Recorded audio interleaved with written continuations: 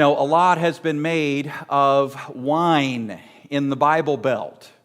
In the Bible Belt, wine, that's dangerous. But what we got to recognize is that people drink wine as believers all over the planet. That the Bible Belt in the United States is actually a pretty unique case that we've made such a big deal out of drinking alcohol. You look at Canada and believers in Canada. You look at believers in Europe. You look at believers all over the planet.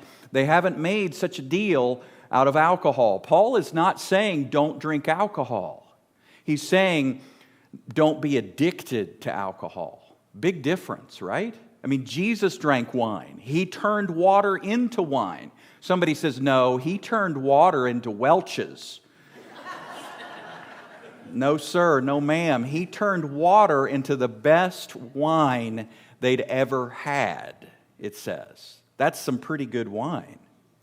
So Jesus drank wine. Wine is served at the Lord's Supper. The apostles drank wine. The early church drank wine.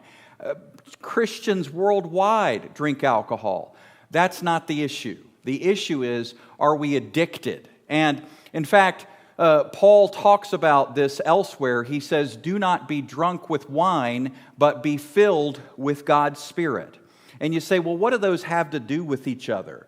Don't be drunk with wine, but be filled with the Spirit? How does that even relate? And some people have then proposed that being filled with the Spirit is like being drunk. And therefore, that's why you see people up front on Sunday morning acting drunk in some churches.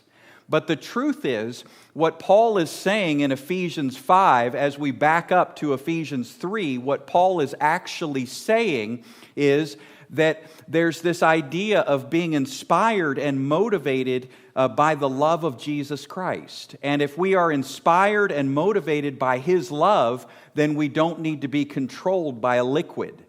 Why do people look to too much wine? They're trying to relax.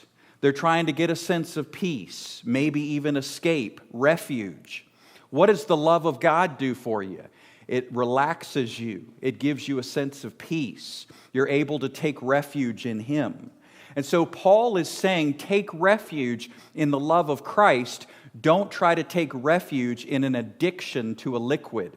You don't want to be controlled by anything except the love of Jesus Christ.